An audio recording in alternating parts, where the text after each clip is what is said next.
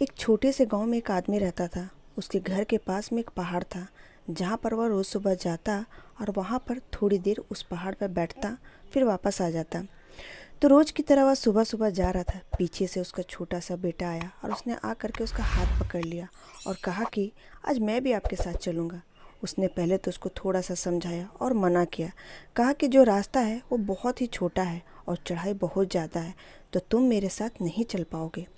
लेकिन फिर जब उस बेटे ने जिद करी तो पिता मान गया। वो दोनों पहाड़ पर चढ़ने लगे। पिता ने बेटे का हाथ कस के पकड़ा हुआ था। लेफ्ट साइड में पहाड़ थी और राइट साइड में खाई थी और रास्ता बहुत ही छोटा था। वो पहाड़ की चोटी तक पहुंचने ही वाले थे, तभी रास्ते में एक बड़ा सा पत्थर आया। क्योंकि पिता उस रास्ते से रोज आता था तो उसको पता था कि वहाँ पर पत्थर है, तो वह साइड से निकल गया। लेकिन जो बेटा था उसका ध्यान कहीं और था, तो उसका घुटना जा करके उस बड़े से पत्थर से टकरा गया। उस बच्चे के मुंह से एक चीख निकली और जैसे ही वह चीख, उसकी आवाज़ उन पहाड़ों में गूंजने लगी। इससे पहले उस बच्चे ने कभी भी अपनी आवाज़ की गूंज नहीं सुनी थी, तो उसे समझ नहीं आ रहा था कि ये क्या हो रहा है। वो अंदर से थोड़ा घबरा गया। उसे लगा शायद कहीं कोई है जो छुप कर उसे देख रहा है और उसका मजाक उड़ा रहा है। फिर उस बच्चे ने बोला, कौन हो तुम? तो जब उस बच्चे ने उस गूंज को सुना तो उसे गुस्सा आ गया। उसे लगा कि कौन है ये जो मेरा मजाक उड़ाए चल रहा है। फिर उसने गुस्से से कहा कि मैं तुम्हें छोड़ूंगा नहीं। और फिर जैसे ही उसने उस गूंज को सुना वो घबरा गया। उसके पिता समझ गए थे कि क्या हो रहा है।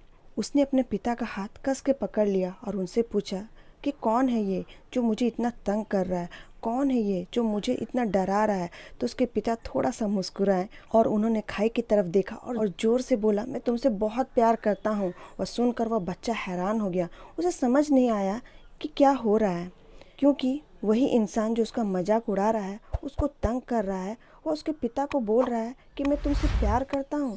तो उसके पिता अपने बेटे को देखा और समझाया कि उसके मन में क्या चल रहा है। फिर दोबारा उन्होंने बोला, तुम बहुत अच्छे हो। और ये सुनकर उसका बेटा थोड़ा सा मुस्कुराया और पूछा अपने पिता से कि क्या हो रहा है। फिर उसके पिता ने अपने बेटे को समझाया, ये जो आवाज़ तुम सुन रहे हो ना, ये किसी और की नहीं है, ये तुम्हारी ही आवाज़ है जो कि पहाड़ों में गूंज रही है और तुम्हें अपनी ही आवाज़ सुनाई दे रही है। जैसा तुम बोलते हो ठीक वैसा ही तुम्हें सुनाई देता है। अगर तुम गुस्सा से कुछ कहोगे तो पलट करके जो आवाज़ आएगी उसमें भी गुस्सा होगा, लेकिन अगर तुम कुछ अच्छा कहोगे तो वो आवाज़ भी अच्छी होगी। बिल्कुल इसी तरह से हमारी ज़िंदगी में भी होता है। जैसा तुम अपने मन में इस ज़िंदगी के बारे में सोचते हो, ये ज़िंदगी तुम्हारे लिए बिल्कुल वैसी ही हो जाती है।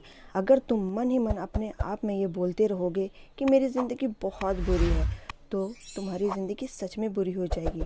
और अगर तुम अपनी ज़िंदगी से प्यार करोगे तो तुम्हारी ज़िंदगी भी तुमसे प्यार करेगी।